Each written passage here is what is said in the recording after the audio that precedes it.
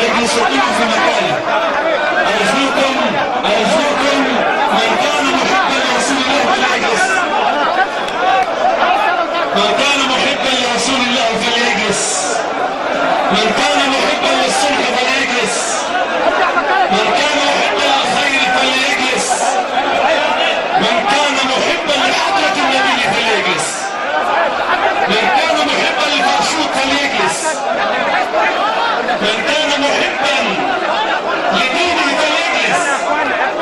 هذا المنبر انني اتوجه بالشكر والشكر الجزيل للعائلتين على قبولهم ان يتصافحا ويتسامحا فيما حدث بينهم، وان يطوي هذه الصفحه بخيرها وشرها، وان تبدا صفحه بيضاء ناصعه لا يكون فيها الا الخير باذن الله، وبفضل جهود اهل الخير واهل الصلح. وانني من هذا المكان اشكر كل من سعى في انهاء هذه الخصومه من اقصى محافظات مصر، انه الحق تبارك وتعالى سيكافئهم ويجازيهم الجزاء الاوفى ان شاء الله.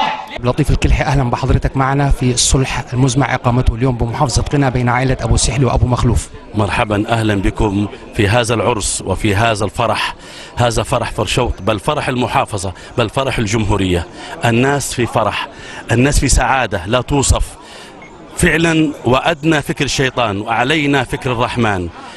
هنا تجد الناس القلوب متحدة، الأفكار كلها مؤتلفة، اتحاد بعد فرقة، اقتراب بعد تنافر. هذا إن دل يدل على أن النية صادقة لله. الحمد لله رب العالمين، إنما المؤمنون أخوة. فهذا الصلح جاء في ميعاده وفي وقته وفي أوانه. كل الناس هنا، كل واحد يعبر عن فرحته بقلبه وبكيانه، تظهر على محياه. ترى العيون وكأننا فعلا لا نقول في عرس بل في فرح الأفراح، لأن الكابوس الذي كان يخيم على فرشوط قد ذهب بلا رجعة إن شاء الله. الحمد لله تم التوفيق في الصلح بين العائلتين بفضل لجنة الصلح.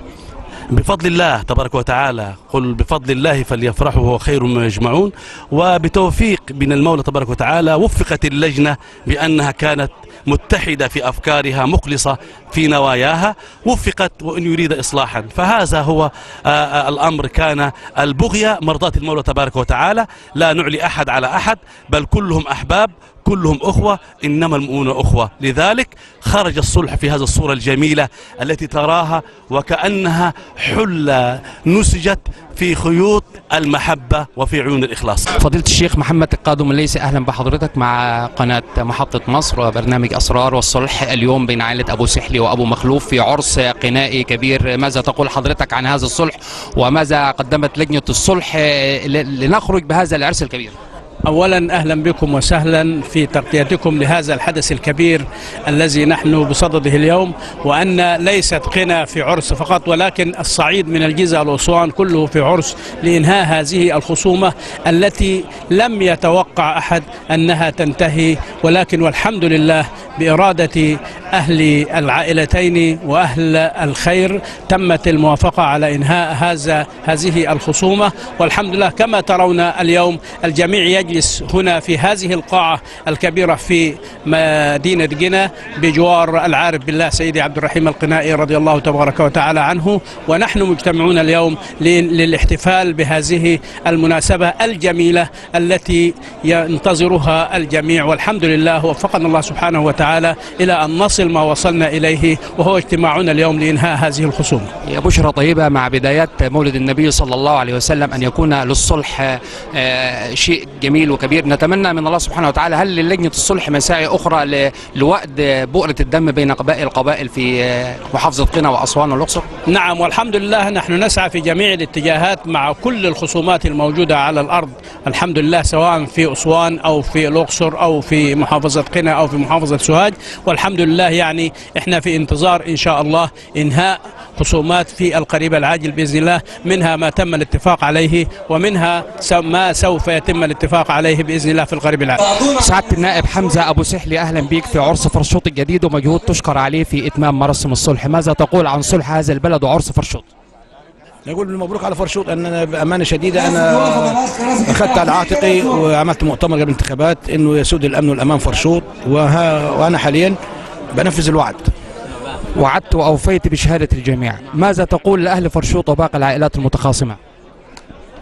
اولا انا الصلح ده يعني بدايه عملته وافقت عليه وسعيت عليه لسببين ما فيش غيرهم. السبب الاول مرضات لله سبحانه وتعالى، السبب الثاني ان ارد جزء من جميل فرشوط علي، لان انا اللي خدته من فرشوط ما كنتش في يوم من الايام احلم بيه. سعادة الأستاذ المهندس رئيس مجلس مدينة فرشوط، أهلا بك في عرس جديد من عرس التصالح، وماذا تقول لفرشوط ولأهل فرشوط ولأهل قنا عن هذا الصلح؟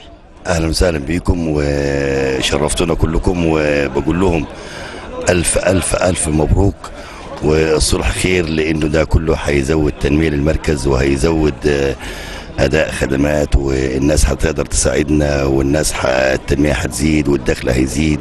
وبنشكر معالي مصطفى ببكري، ألف حمد لله على السلامة ونورت المؤتمر. أهلا بيك. ماذا تقول لصلح وفرح فرشوط وفرح محافظة قنا في هذا اليوم؟ طبعا احنا بنهنئ كل أهلنا على هذا الصلح الذي حقن الدماء، وبنشكر لجنة المصالحة وبنشكر كل من قام بجهد. دول أهلنا وطول عمرهم لبعضهم وناسنا، واحنا بنقدرهم وبنحترمهم وبنتمنى لهم دائما التقدم إلى الأمام. قنائي بفضل الله أولا، ثم بمساعي حضرتك ولجنة الصلح. بسم الله الرحمن الرحيم. طبعا ده بفضل الله وبمجهود الحقيقه رجال الدين سواء الاسلامي او المسيحي. الحقيقه مجهودات الامن عندنا الحقيقه المتمثله في مديريه الامن والاجهزه الامنيه كلها، الحقيقه بجهود الاجهزه التنفيذيه من المحافظه، بجهود الحقيقه برضو رجال او كبار العائلتين اللي كان بينهم الخلاف السائر. الخلاف ده طبعا الحقيقه استمر يمكن اكتر من 4 سنين. الحمد لله ربنا مقدر ان احنا يعني ينتهي هذه الايام، وزي ما احنا شايفين يمكن الحضور او نسبه الحضور العاليه دي يمكن اكتر من 4000، يمكن وصلنا 5000 مواطن. ده دليل على ان الناس فعلا عاوزه الصلح، عاوزه الخير، عاوزه ان احنا يبقى في تراحم بيننا. الخلاف ده اثر يعني على مركز فرشوط الحقيقه، زي ما بقول ان هو كان من اكبر المراكز التجاريه اللي موجوده في الوجه القبلي. طبعا اثر عليه بالسلب والحقيقه جامد. ده بخلاف ان هو اثر برضه على النواحي الاجتماعيه هناك، على النواحي النفسيه خاصه لابنائنا الطلبه والاطفال الصغيرين اللي في المدارس. يمكن كان في بعض الاطفال فعلا بتحجم عن انها تروح المدارس، وده يعني عاوزين علاج يعني. فان شاء الله احنا ربنا ما يقعدش الايام دي تاني وخلاص بقى، ونشوف بقى نبص قدامنا نشوف التنميه بتاعتنا في المراكز المختلفه. ويمكن احنا يعني انا بشكر الحقيقه برضو القياده السياسيه، بشكر الحكومه بتاعتنا، لان فعلا في اهتمام غير عادي بالوجه القبلي. يمكن مركز فرشوط على مستوى مركز فرشوط بس انا بقول احنا الحمد لله في محطه صرف صحي مصروف عليها اكتر من 200 مليون جنيه. دي خلاص هيتم افتتاحها قريب. في تم ادراج في الخطه فعلا، وهنبدا الخطوات التنفيذيه لعدد 2 محطه مياه شرب نقيه باذن الله. فالحمد لله احنا مش هنقل جهد في مساعده ابنائنا في سواء في مركز فرشوط او في المحافظه او على مستوى الجمهوريه. الحقيقه الحكومه فعلا والقياده السياسيه مهتمه بالتنميه الشامله باذن الله. هل هناك من مساعي من محافظه قنا والسيد اللواء عبد الحميد الهجان لوقت الدم في كل المحافظه وكل مراكز المحافظه بامر الله في الايام القادمه ونحن قادمين على مولد النبي صلى الله عليه وسلم؟ عليه الصلاه والسلام. انا يمكن لسه يعني هذا الصلح خالص، واحنا الحقيقه طبعا حضرنا كثير من المصالحات قبل كده. ده يمكن كان اكبر صلح لغايه الوقت في الفتره اللي فاتت، السنتين 3 اللي فاتوا.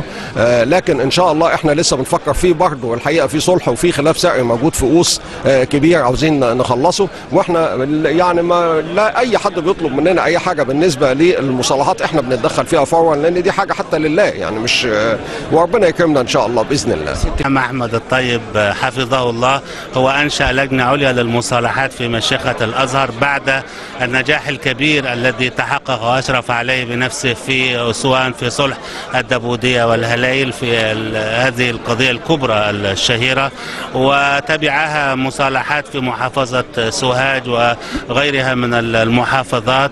هو يسعد كثيرا كلما تمكن من شهود عرس كهذا وأنهى خصومة موجودة بين الناس، لما نعرفه من أن هذه الخصومات يعني تحدث العديد من القلاقل ولا يمكن أن يهنأ الناس بوجودها أو تحدث تنمية حتى في المنطقة التي بها هذه الخصومات. نحن جئنا إلى هنا وذهبنا إلى فرشوط حيث يعني مقر القبيلتين اللذين يعني تصالحان اليوم، وجلسنا معهما واستمرت الجهود إلى أن انضم إليها مخلصون والقيادات التنفيذية والأمنية وكللت بالنجاح. ونحن سعداء جدا اليوم لشهود هذا العرس الذي ينهي هذه الخصومة بعد للأسف الشديد يعني فقد الكثير من الضحايا في هذا النزاع الذي استمر طويلا. يكون في أفراح وفي صلح، والصلح طبعا فعلا زي ما قلت فعلا فرح. إن شاء الله. هل هناك أشياء أخرى لوعد الصلح في كل محافظات قنا بأمر الله؟ نتمنى ذلك، وربنا سبحانه وتعالى بالاعتماد عليه والتوكل عليه نهزم الشياطين ونعمل صلح في كل مكان وتنتهي كل الخصومات بإذن الله. شكرا للمعالي صلاح حسان، أهلا بحضرتك في صلح قنا في عهد معاليك ووأد لطار دام 4 سنوات، أرق فرشوط وجماهير فرشوط ونجي حمادي. ماذا تقول لكل جماهير الصعيد بخصوص هذا الصلح؟ خصومة كبيرة من أهم الخصومات اللي كانت موجودة في محافظة قنا، واللي بدأت من 4 سنين من 2011، واللي سقط خلالها أكثر من 12 قتيل من العائلتين، واللي بسببها مدينة فرشوط اللي بتعتبر من أهم المدن التجارية في صعيد مصر تقريبا النشاط التجاري فيها كان تأثر بشدة بسبب هذه الخصومة. تم الدفع بلجان المصالحات على مدار السنوات الماضية، تم التواصل مع كبار العائلتين وإقناعهم بإنهاء هذا المسلسل، هذا مسلسل نزيف الدم المستمر. استجابوا ولهم كل الشكر. رعاية السيد المحافظ الإقليم للصلح كان لها أثرها في أنها تنتهي إن شاء الله النهاردة صلحا. السيد مدير الأمن، نقول تحيا مصر. تحيا مصر، تحيا مصر أكيد. قداسة سيدنا الأنبا كرولوس مطران نجي حمادي، أهلا بحضرتك معنا مع قناة محطة مصر. أهلا بكم في اليوم السعيد، اليوم التاريخي في محافظة قنا كلها عامة، ويوم تاريخي في مركز فرشوط والأهل فرشوط خاصة. عرس كبير لفرشوط وقنا بحضوركم وبمساعيكم، أعلم من ضمن لجان الصلح والاستشارات، فماذا تم في إجراءات هذا الصلح على معرفة معاليكم؟ أولا نحن كنا بنتصل بكل أفراد العائلتين، وكان الأول الشيطان طاغي، ولكن أفتكر آخر زيارة اللي زرت فيها حمزة بيه قلت له وفقك ربنا في النجاح، ولازم تخطونا خطوة لأجل السلام واستقرار البلد وفرشوط كلها نفسيا واقتصاديا واجتماعيا وعائليا ودينيا وكل شيء لازم تستقر. كفانا كده. نقول تحيا مصر وتحيا مصر، ودايما مصر في خير ودايما في مصر. شكرا.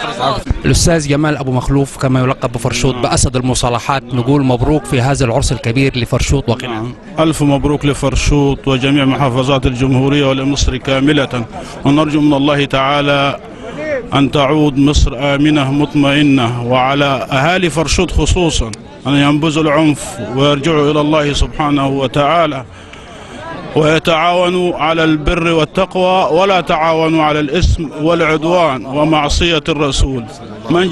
إذا جاءكم فاسق بنبأ فتبينوا ألا تصيبوا قوما بجهالة فتصبحوا على ما فعلتم نادمين.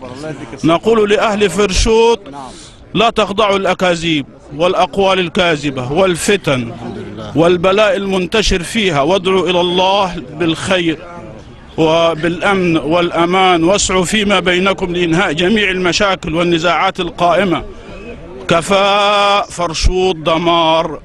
بعد 4 سنوات دمار لفرشوط وعودة أسد المصالحات مرة أخرى، هل هناك جولة جديدة لرأم الدم في فرشوط على مستوى العائلات الباقية من جمال مخلوف خاصة؟ بإذن الله تعالى كما كنا سنعود.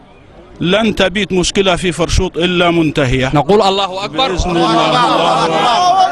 الحمد لله. بانتهاء مراسم صلح سحلي وأبو مخلوف قفلت بؤرة دم كبيرة في مدينة فرشوط. كان معكم فتحي طنطاوي لقناة محطة مصر.